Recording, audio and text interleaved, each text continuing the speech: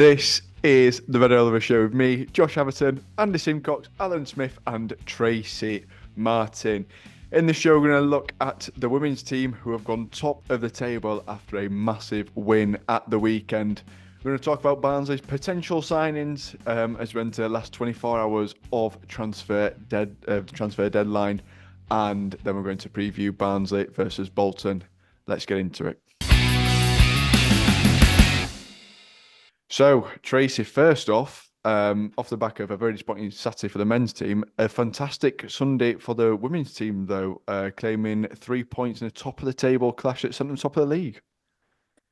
Yeah, so we mentioned it last week. There was a big game on Sunday on the AstroTurf against South Shields. Quite a cagey affair. To be honest, played well in the first half, had a goal disallowed for offside, which if Andy had been there, he'd had something to say about it, shall we just say? So we'll leave that there.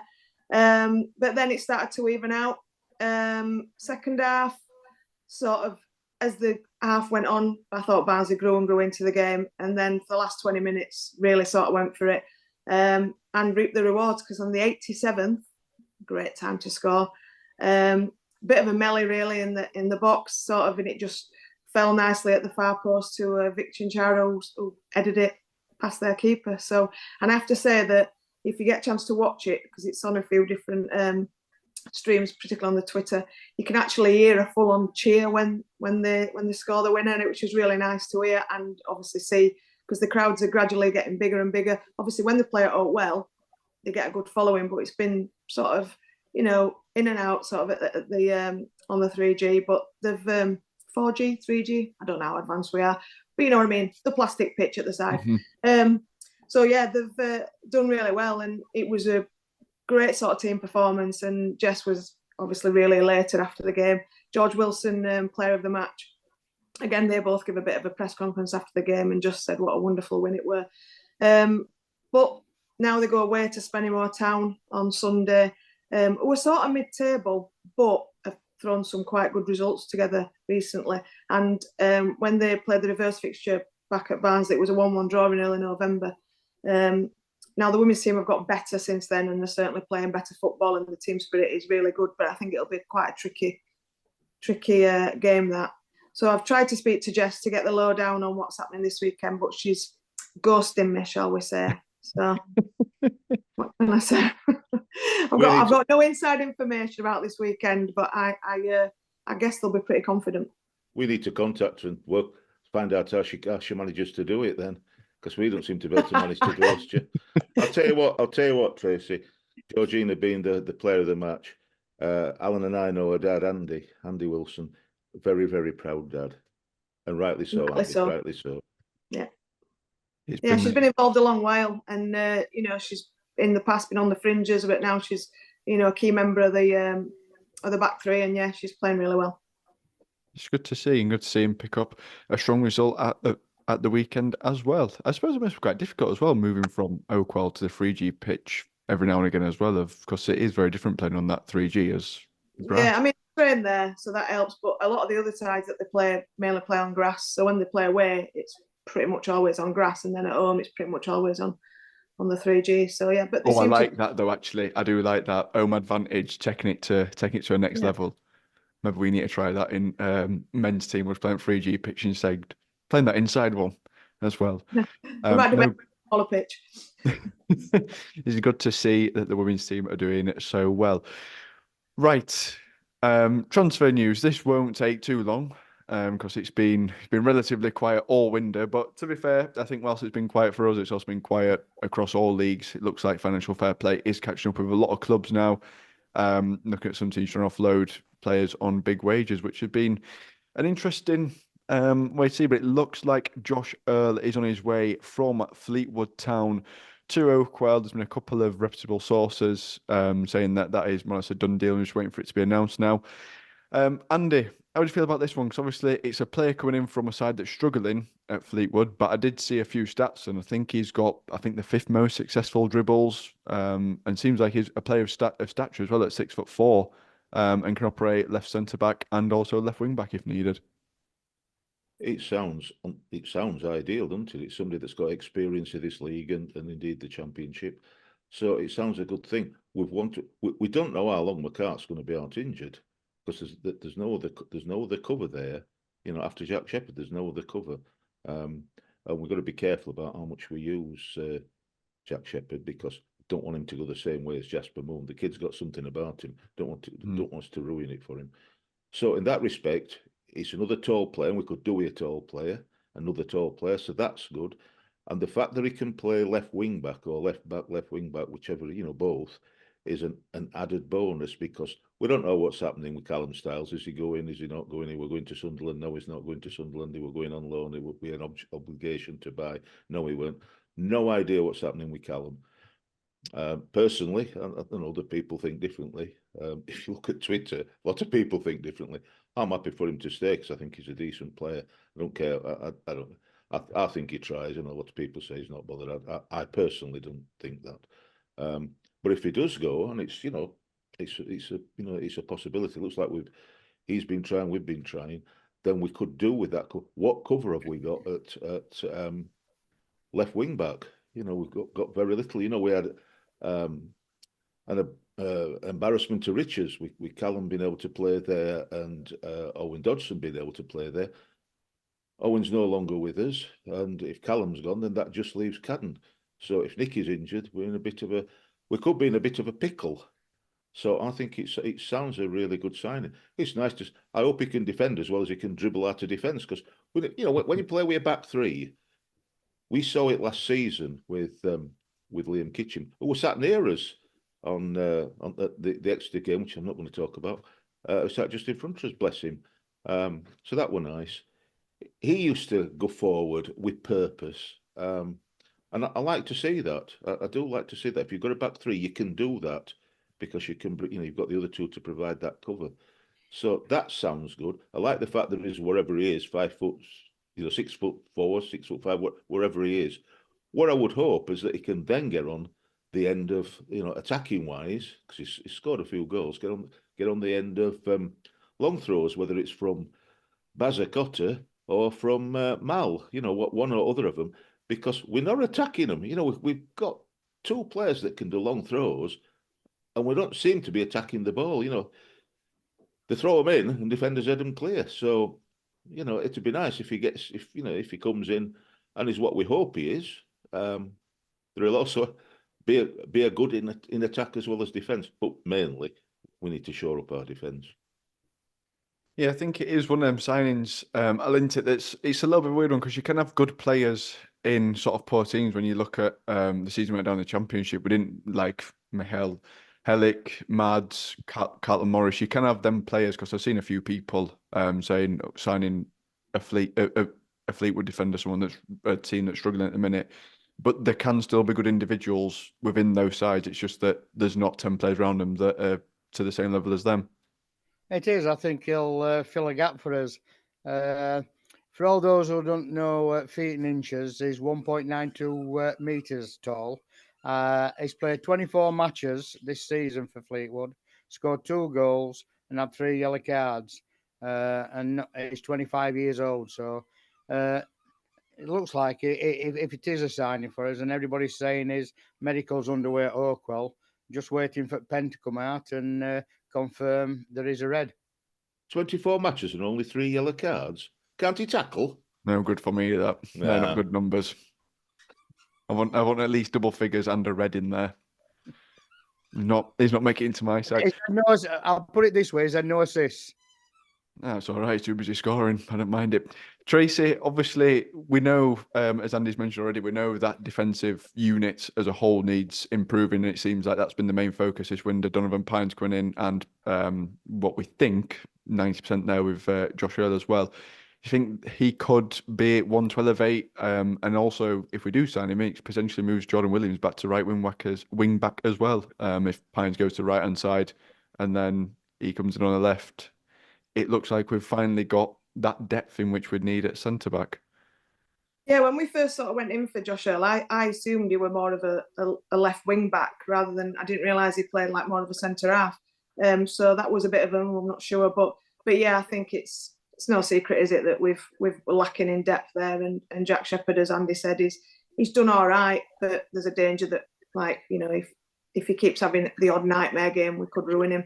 And the last thing we need is our fans to get on the back of somebody, because it can hurt, as you rightly said, Andy, with Jasper Moon, who's actually doing really well now with Burton.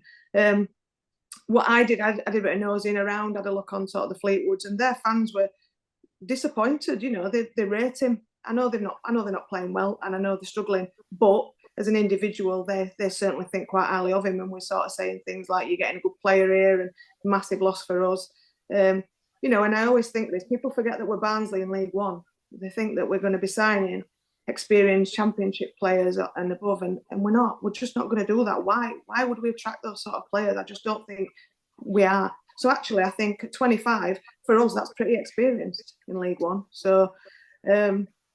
Yeah, I think it's, assuming he signs, I think it's a good signing. And if Callum Styles stays, then yeah, great, because he wants to play in the Euros, doesn't he? So whatever happens, he wants to play there. So he's got to give us some effort. And if he goes, he goes. But at the minute, as far as I can see, there don't seem to be anything happening there either. So if we come out of this transfer window with everyone intact and a couple of additions, you know, I think it's easy to say, "Oh, we've not signed, or we've not done this, we've not done this." But I actually think that's not a bad window. You know, I'm touching wood, because there's still a few hours left, and the last thing we want is one of our big names going. But I think if we keep all the main players, and we know with Donovan and Josh Erland, there's a bit of a caution on the George Byers from down the road. And you know, again, I'd be happy if we signed him. I think that'd be a good window. I really do. Certainly, I think as well. Obviously, other news that happened this week that I've just remembered is Aaron Leriseka has gone permanently as well. So that's, if the rumours are true, that's a hefty wage off the wage bill for someone that's not playing as well. So we can look. Obviously, there's contracts up in the summer. We've got Cadden, Kane, and Cole, a sort of a 3, if I'm right in remembering that. Yeah. Hopefully, that money can be reinvested between now and the end of the season, then into those players. And confirmation that Liam Roberts is staying while end of season as well. That's come out this week, so that's good news. Better than a signing, that. Are you going to say something, Andy? How many do you think are out of contract in the summer? Just off the top of my head, I remember Cadden, Kane, and Cole as a 3. Williams as well. I knew there were another that I missed, but hopefully I couldn't think who it was. That's why I actually again couldn't remember.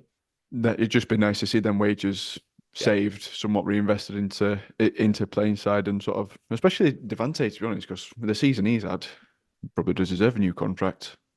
If we can offer him one to stay. So that there's nothing else that's happened transfer wise, is there? As Tracy said, there's been all the rumours, and you never know what's true and what's not true about George Byers. And if, as Tracy also says, if that is true and that happens, that would be a good signing for us in midfield, because it was noticeable when he was injured towards the end of last season that Sheffield Wednesday's form dipped alarmingly for them. And I think very possibly stopped them getting automatic promotion, because they were there and it dropped off, as I say, alarmingly. So whether that's true or not, who knows? Who knows? You know, sometimes it's funny, isn't it? You know, it winds me up, the transfer window, but sometimes it's amusing. You can have a bit of a laugh about it. It'd be a great signing. He's a quality player, even though he wears blue and white stripes at the minute. And is he 27 as well? Yeah, 27. It would be that bit of experience and an older head in the side. We'll see. Won't we? Nice. Who knows? But it'd be a good addition. Anything can happen in 24 hours in football, so we'll see. Right, moving on then to the weekend, where we are away at Bolton Wanderers. So looking at a stats pack, Ian Evatt still in charge of Bolton, sat second in the league, form 4 wins and 1 loss in the last 5. Dion Charles, top scorer, as no surprise, continues form from last season with 16. Key player Ricardo Santos, who's at heart of the defence this season, that have only conceded 26 goals, which is the lowest amount in the league. And formation 3-1-4-2. So, Al, obviously, when you look at that strike, the front two that I think they've mostly gone with this season of Adebayo and Dion Charles, it looks like they've gone for a bit of a old-fashioned way of a big lad and someone to run off them, and it seems to be working well for them. It is. Our back three's got to be on par to face up to those two, and I would hope, fingers crossed, that McCart's in mix with a bit of luck to go back in back three. It's last season we were there. It were a dour game, 0-0. So highlight day were Ian Everett and Luca. what it now? Connell Luca. having Connell won it, having a 1-1 end at game. So hopefully Luca can start. That's what I'm looking forward to. Because he came on and he changed it second half on Saturday when he came on. Hopefully he's got over his illness and we move forward. I'm not. I won't like to see Russell in team against Bolton. So it's not going to be easy. They lost on penalties last night to Blackpool, but they won at Saturday 4-1 at Carlisle, and they seem to be scoring for fun. So it's going to be a big test for Reds, big test for us on Saturday. Yeah, definitely. I think when you look back to sort of last season, and it's almost though they've not really lost any big players from a side that finished fifth last season, and they've just really added to it throughout the summer this season. And then I think, is it Aaron Collins who they've been chasing through this window as well, to sort of bolster their side. So a side that I think many Barnsley fans would like to see something what we emulate in a way of keeping all them key players and just adding to it and having another bash next year. Well, they're up there, aren't they? They're in second place with games in hand, so they're not 3 on Portsmouth. You know, so we know we saw last year. I mean, flipping, we got sick of playing them last year. We played them five times last year. Once in the cup, twice in the league, and twice in the playoffs. So we know that they're a good side. We know that they're a good side at home. And like you said, they've added. I'm really chuffed for Big Vic. Victor Adebayo, really chuffed for him because he, as Alan knows, he came through our under 23s and was scoring for fun there. Came through to the first team. He got some chances. He didn't take them particularly. Sometimes it looked a world beater and he could go to. Sometimes it didn't look like he could control the ball if his life depended upon it. That's all I on his touch, wasn't it? His first touch were awful sometimes, but other times you think, yeah, he's an handful. We offered him a contract, and he thought to be better off elsewhere, presumably for first team football. Got it at Burton, and cracked on there and showed what he was about, and got his son a decent move to Bolton. So I'm pleased. I'm really pleased for him, And if they go up, I'll be really chuffed for him. But who knows what's going to happen? I think that they'll be. I think they'll be at the top. I think they'll win the league. But we'll see. Dion Charles is scoring for fun again, and this in general, they're scoring like mad, aren't they? They've scored roughly 2 goals a game, so they're not home and away. So they're not doing bad. They've not lost many matches. They've lost 1 at home in the last 6, and that were against what did they lose to? Bristol Rovers. Bristol Rovers, yeah. And then that's apart. The only time that they've lost in the last, and that were a bit ago. The only time they've lost in the last 6 matches were at Exeter. No, Leighton Orient. Yeah, Leighton Orient. So they're on a really good run. The top of the form league, So you can't over the last 6 matches. So you can't say out about that. They aren't drawn many. It's either winning or lost the occasional one, but generally just winning.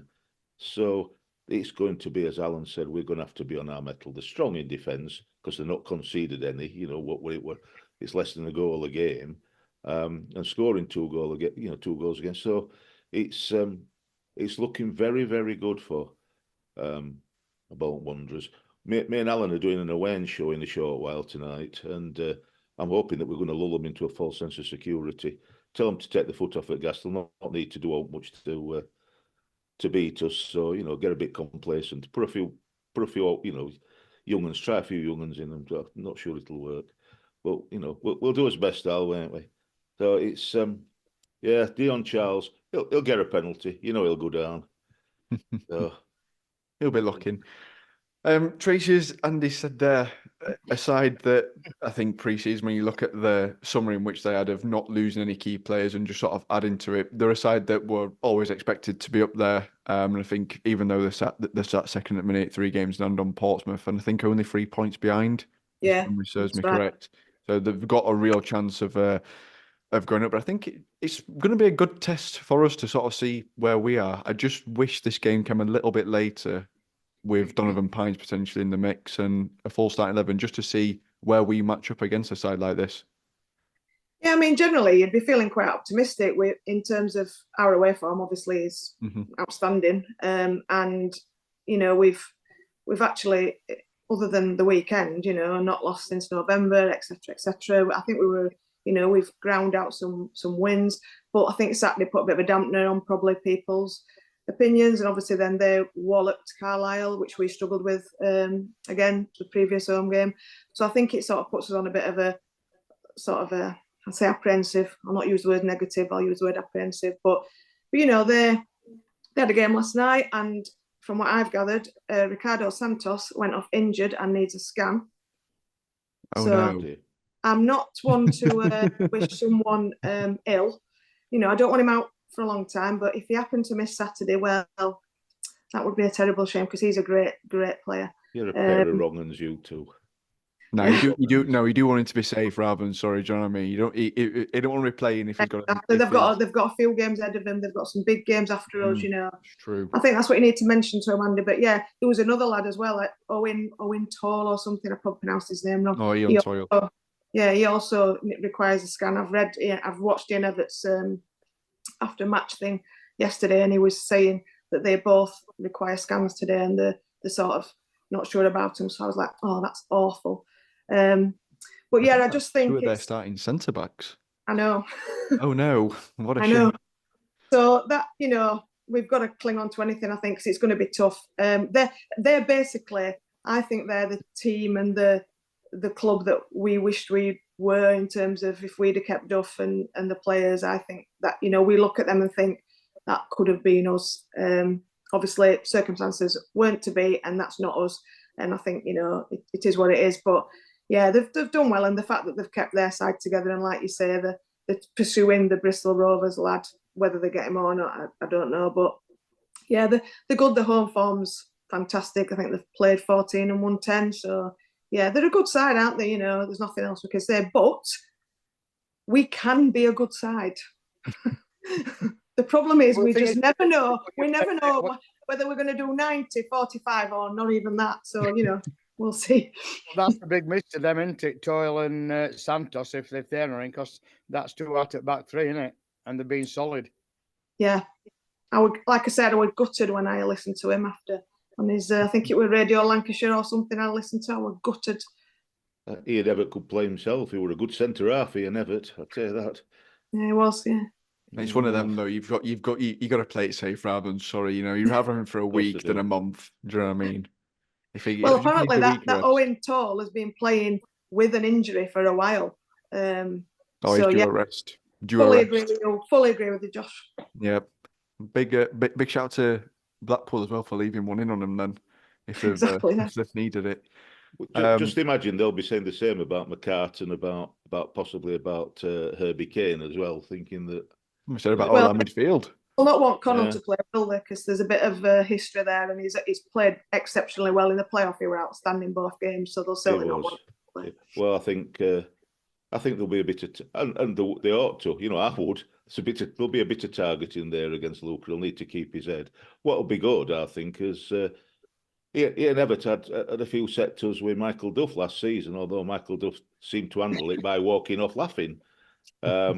I'm not sure Neil Collins will walk off laughing. It'll be 2 ex-centre halves going toe-to-toe, because they both can be a touch feisty. So that might be worth watching, Al. A bit of feistiness up pitch between 2 managers. Keep an eye on dugout for us, Al. Yes, I've got to get up all them steps to top at Frankincense stand, haven't I? And we're going to Duff Sheet for the first time. Duff Sheet. Yeah. Every season, it's a different name. Every season. From what is it, Macron, Duff Sheet, University of Bolton, whatever. Yeah. Oh, what? Oh, I They've changed the just got- stadium name again. I just Yeah. call it Reebok because they built it. It's For all- me. I it's thought it's nice to Reebok. call it Reebok. I'm not mucking about with it. Josh, it's Tough Sheet Stadium. Predictions, Andy. Oh no, I'll not come to you. I'll give you a minute. Tracy, how do you feel for this one? Well, if I go first, then I can't be accused of being different, can I, Andy? Oh, I think we'll lose. I'm sorry to say. I'm going as well, so yeah, I think we'll lose. I'm going for a 2-1 to them. money well spent then, Tracy. Yeah, it'll be a good game. There'll be a feistiness. I hope. Yeah, We'll see. look out on that touchline. I think Neil Collins and Everett, if they have a set to be quite entertaining at least. Al, what you reckon to it? I'll be happy taking a point from there, to be honest. So I'll go for a Desmond 2-2. Oh, one of my favourite scorelines. Andy, no doubt you're going to come with a league table update that we all know you top of both of them. Carry on. I don't need to brag. I'm at top. I don't need to brag. You've got to remember Bolton are 5 points above us and they've got a game in hand. So this is potentially a huge game for us. If we lose this, then there'll be 8 points above us. We're game in hand. So that would be really difficult then, even at this stage, for us to start thinking about the top two, which, for me, I just want us to get in the top 6. If we can get the top 2, that'd be wonderful. Today will be. I'm with you with these. I think it might be a bit early. We don't know if McCart's going to be back or fit. We don't know. Well, we do know that Pines ain't going to be around, and that's a shame because we could do with a fully firing Donovan Pines, presuming there's a player that we hope he is. More of the same. If we let them just come at us in the way that Exeter did, then they'll pan us. They'll absolutely pan us.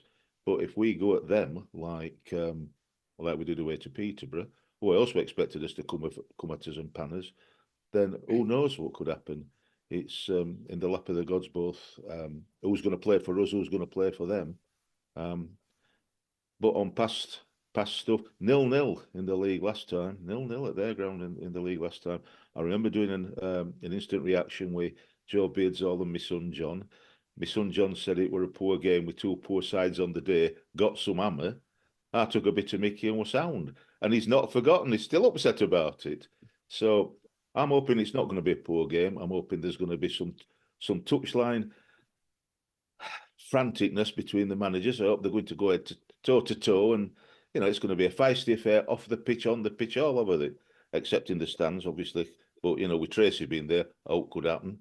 I reckon they're going to beat us 3-1. Well, a bit of news for you all. Spoke with Herbie Kane on Saturday in Club 64, and he says he should be back for Saturday. We're just carrying a slight knock. Herbie was sat in front of us with Liam Kitchen for the first half at the last match, so he'll be on his way to Coventry. He was sat. So obviously he's going to Coventry. So he sat with him. You two do get about how you. I was just sat in my seat. No, I know. Liam's a smashing lad. He came. He was near it. He was a smashing lad.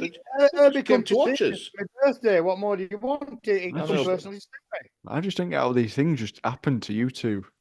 You more in particular, Al. Stuff just happens. You just see people. I mentioned this one in Club 64. We had the company of Neil Collins' wife and family next to us on Saturday. It was that's all right. There's lots happens to me at top of family stand, Josh. I just don't talk about it like Alan.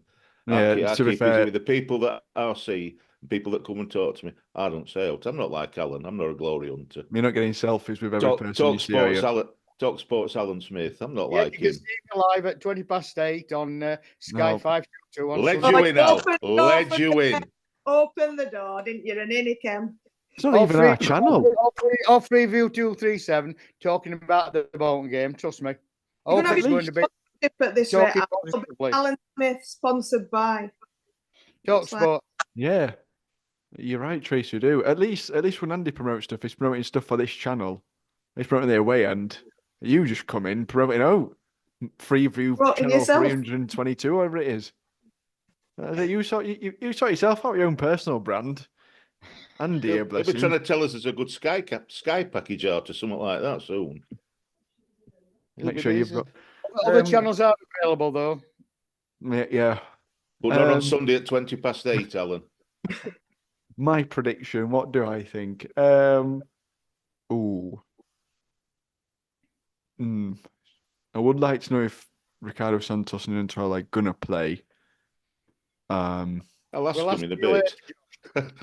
Yeah, you get your links in. I might change this when I see team lineup on Saturday. I don't think Oh, that's no. allowed. Oh, No, no. Oh, Not no, having that. I'm not. How's that not fair? Not valid. How That's can how other we- people comment and do it at 2 o'clock on a Because Saturday? you're the host of the show. So? You should be leading by example. I don't know about that. It's not working. The Josh. way I'm doing it at the minute, it's not working for me. So I need Yeah, to try to be something fair, else.